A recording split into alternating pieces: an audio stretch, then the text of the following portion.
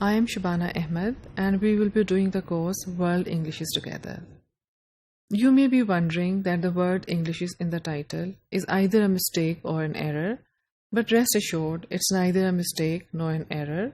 The pluralization of the word English in the title symbolizes the large number of varieties that English has accrued as a result of its contact with divergent socio-linguistic contexts. Now, what does all this mean? It means that English is no longer only used by native English speakers in native English speaking countries like America, England, New Zealand, Australia, etc.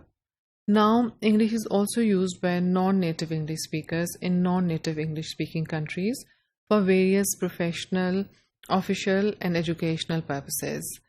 These countries include Pakistan, India, Sri Lanka, Hong Kong, etc. These distinct varieties of English are grouped together under the designation of World Englishes. The term was coined by Baraj B. Kajru, an Indian-American linguist, initially to refer to the institutionalized varieties of English. Now a word about the course. The course will give you an engaging overview of the development and concept of World Englishes and global varieties of use, grammar, vocabulary, and phonology of English that we witness around the world. Let's start with a look at some basic terms.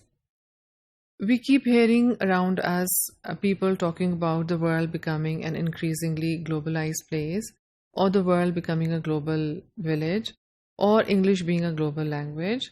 So let's start with taking a look at the word globalization. Globalization is a convenient single word used to refer to a great number of things that are taking place in the world and to suggest their interconnectedness.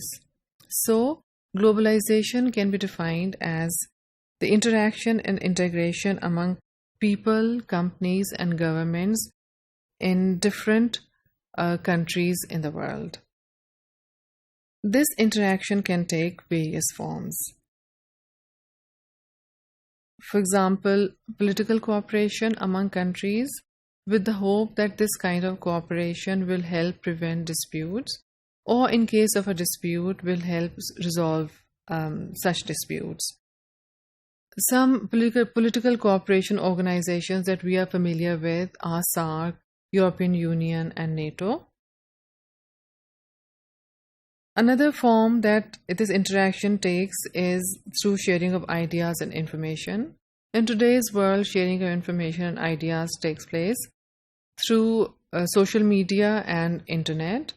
This can also take place with the help of popular TV programs, books, and films.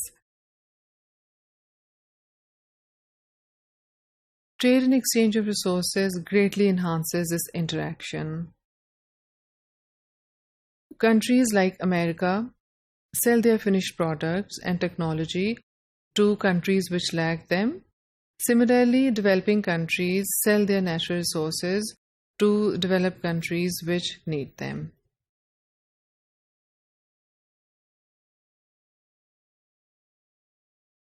Globalization is not a new phenomenon. For thousands of years, countries and later corporations have been selling to and buying from countries in far-off lands. Similarly, for centuries, countries and later corporations have been investing in enterprises in foreign countries. For example, the famous Silk Route connected Central Asia. It ran through Central Asia and connected China with Europe for the purpose of trade and business.